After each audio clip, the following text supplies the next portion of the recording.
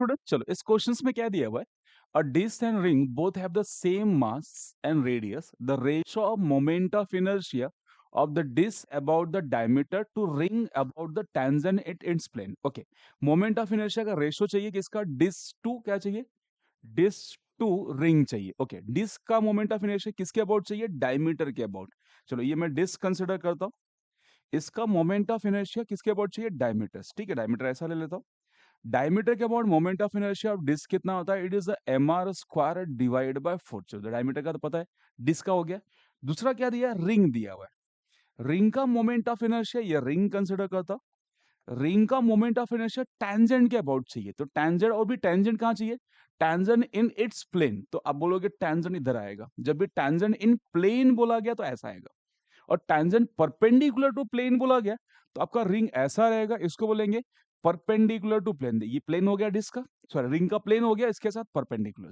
अगर ये ऐसा हो जाएगा तो क्या होगा, इन द प्लेन।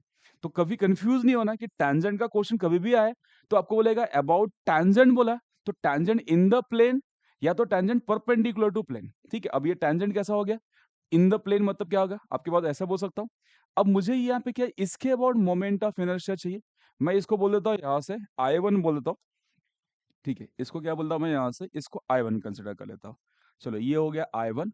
अब ये चाहिए आपको I2। ठीक है, अब पैरेलल एक्सिस थ्योरम लगा के हम क्या निकाल सकते हैं, I2 निकाल सकते हो। इसका डायमीटर के अबाउट कितना होता है मोमेंट ऑफ इनर्शिया, IC लेता हूँ, ये कितना होता है, ये होता है इस mr स्क्वायर बाय 2। अब ये डिस्टेंस कितना r हो गया। अब I2 निकालने के लिए हम क्या लगाएंगे, parallel axis theorem. Parallel axis theorem क्या बोलता है, I2 इज इक्वल टू कितना होता है, IC plus m into distance square. ये पैरेलल थ्योरम है। सेंटर से पास होने वाला जो एक्सिस वो डायमीटर है, तो डायमीटर का मोमेंट ऑफ इनर्शिया कितना अपने पास, mr square by 2 plus m into distance square. Distance कितना इन दोनों के बीच में r है, तो यहाँ क्या लगाता हूँ, इस r स्क्वायर कितना होगा, इस 3/2 कितना होगा, इस mr स्क्वायर। ये हो गया I2। ठीक है, इसको बोल दो सेकेंड इक्वेशन, और यहाँ पे अपने पास ये क्या, फर्स्ट इक्वेशन। दोनों का रेशो चाहिए, तो बोल सकता हूँ यहाँ से I1 divide by I2 is equal to कितना आएगा, इस mr square divide by 4 upon is 3/2 mr square. Cancel होके कितना बचेगा अपने पास, 4 इंटू mr स्क्वायर कैंसल, ये 1/4, ऊपर कितना अपने पास 1/4, और नीचे 3/2 का क्या हो जाएगा, 2/3। इट्स 2/3, तो कैंसल, ये इससे कैंसल, कितना आएगा, इस 1/6।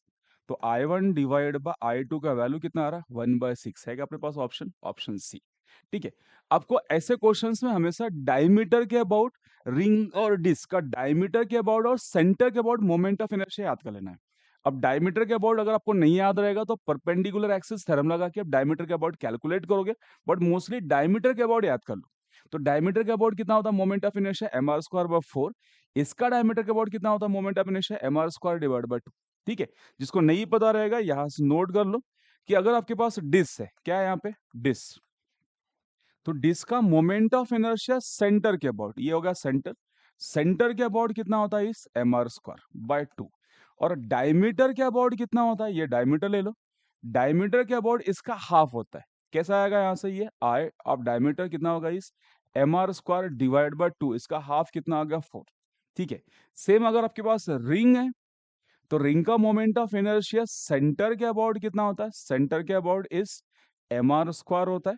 अगर वही डायमीटर हो जाएगा तो डायमीटर के अबाउट कितना आएगा, इस इसका हाफ। जैसे यहाँ पे हाफ था, यहाँ पे भी क्या आएगा, हाफ। कितना आएगा आपके पास यहाँ से, I is equal to I of diameter, तो mr square by 2, mr square divide by 2। Centre के अबाउट जितना होता है डायमीटर क्या होता है, उसके उसका हाफ होता है। कैसे निकालोगे, परपेंडिकुलर एक्सिस थ्योरम लगा के कैलकुलेट करते हैं, बट आप मोस्टली याद कर लो। चलो क्लियर, समझ में आया। Thank you for watching.